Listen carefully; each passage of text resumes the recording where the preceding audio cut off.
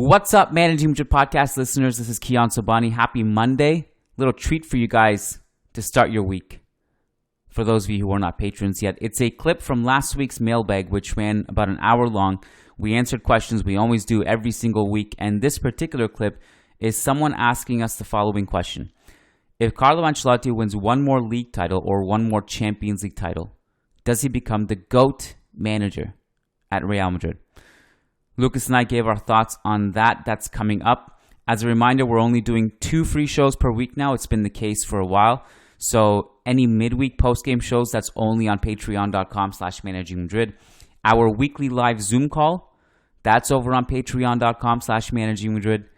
Our weekly mailbag, that's over on patreon.com/managingmadrid. And our big picture segment. You get the picture. That's also over on patreon.com/managingmadrid. Get inside, get access, join the family, join the army. It's a lot of fun. We hope to see you on the inside. Enjoy today's clip. Let's go. The Real Baslan says, would one more league title or Champions League title make Carlo Ancelotti the GOAT Real Madrid coach? No, I don't think so. He still has to leap past Zidane and Muñoz both. And it takes more than one league or Champions League title for him to do so.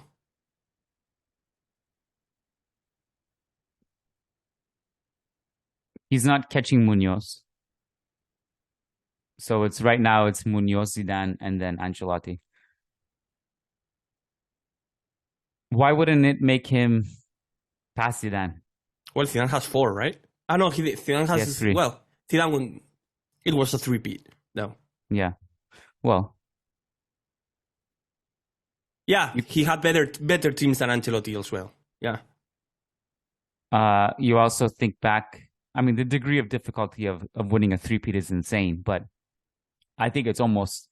He had better tools at his disposal. Yeah. Equally as impressive to come in and bring La Decima. Right. And then leave. Well, that was the best team, though, Ancelotti has had. Yes, it was. But then leave and come back and win it again twice. Right. If you were to do it twice. Yeah. La Liga doesn't take him there. Champions League is a conversation. Yeah. Especially if he wins this Champions League with this team, without Mbappe, obviously. Without a striker? Well, that'd be crazy. If he wins this one, it might. We should give him 2 for that. Yeah, it might not only be a conversation, but he might actually, leap Zidane. But not Muñoz, huh? I don't think anyone's catching Muñoz in our life. Yeah, right. I think you know who can catch Muñoz if Zidane comes back again. Right. Yeah, I agree.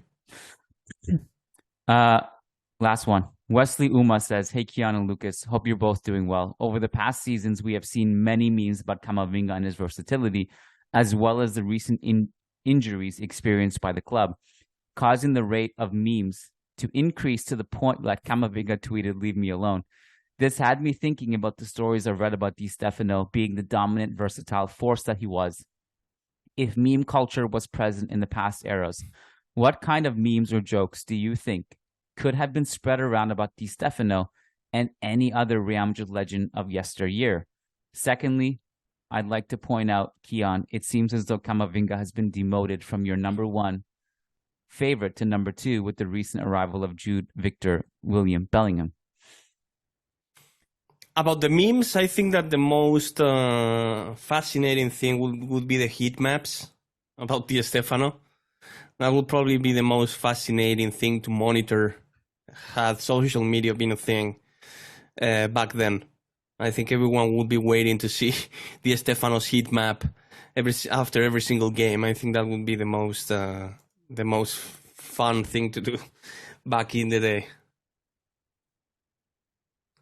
Well, I often wonder if Stefano would be allowed to play the way he does in 2023. You know what I mean? Nah. But I think not only allowed, this is a different competition, man. He was ahead of the curve in that regard. It's just the same as Will Chamberlain never faced 7-footers apart from Russell. Bill Russell. Yeah, apart from Russell. I mean, yeah. So he wouldn't have been as dominant now I don't think. Well, he would adapt. I mean, we have players who cover a lot of ground today. But it's interesting because he has a stylistic parallel to almost every kind of player in modern era. He's like Modric, but he's also like Zidane. And he's also kind of like De Bruyne, and he's also a bit like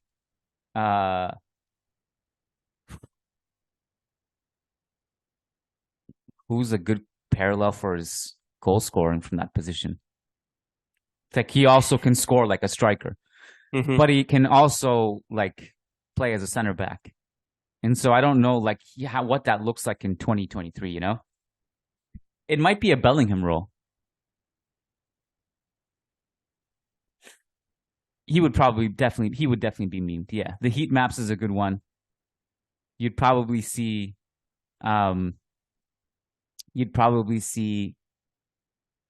these memes about Camavinga playing goalkeeper with Di Stefano too. 11 Di Stefanos at the same time, or just one Di Stefano posing for the picture. Yeah, you definitely would see those memes, I think. Yeah. You know what's? I have a tweet that aged really poorly that I came across recently. It was the day of the 4-0 Clasico at the Bernabeu when Modric was playing false nine, and in the first 5 minutes of the game, when we saw him play the false nine, I tweeted, "Man, if Modric plays false nine like this, we have to like start like talking about him as a Di Stefano type player." It aged terribly. Yeah. He played attacking midfielder the other day. Oh, back to his old self. Yeah, in preseason, like too.